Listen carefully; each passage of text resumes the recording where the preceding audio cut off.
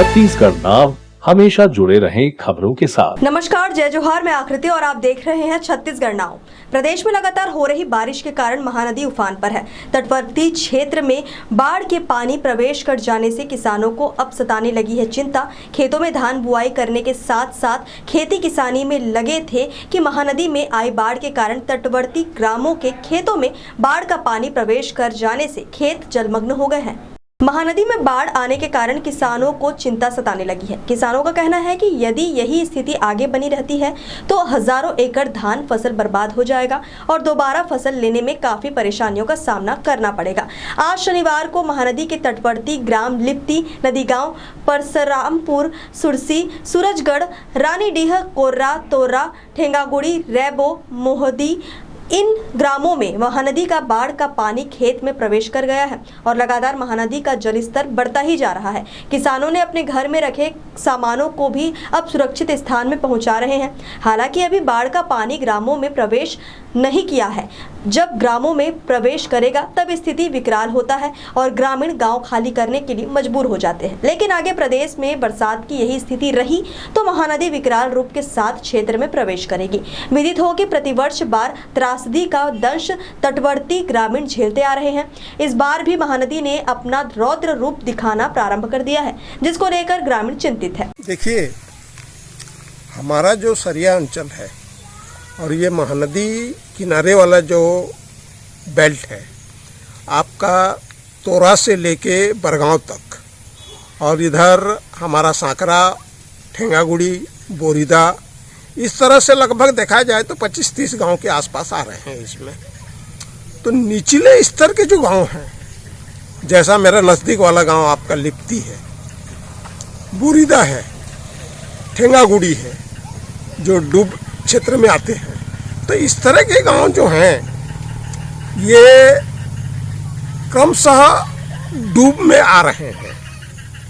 और इसका सबसे बड़ा कारण है डूब का कि महानदी का जल स्तर, जल ग्रहण क्षेत्र कम हो गया है। महानदी में बालू पटा गया है।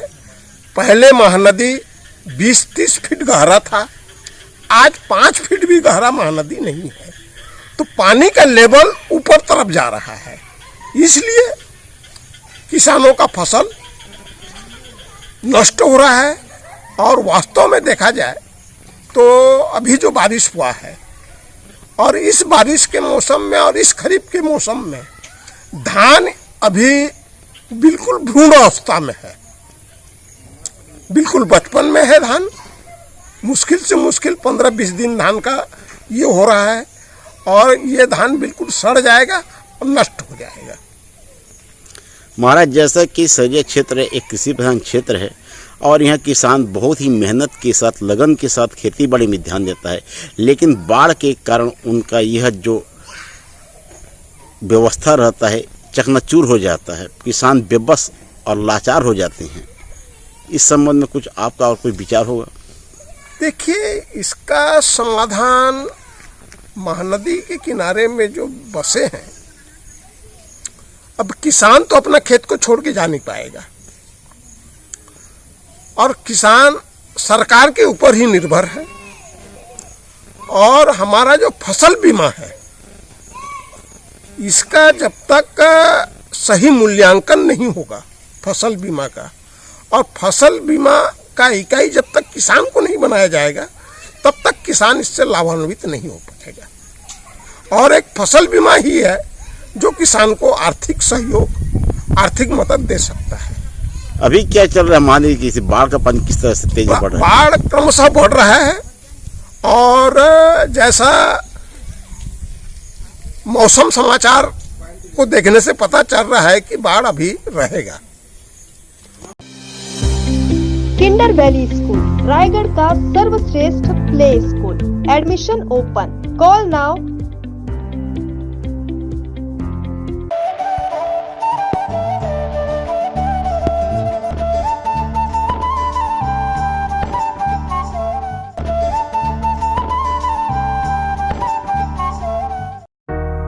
Cell sale sale, lucky plastic दुकान। हर जरूरी सामान बहुत ही सस्ते दाम में उपलब्ध लक्की प्लास्टिक श्याम मंदिर के सामने संजय कॉम्प्लेक्स में।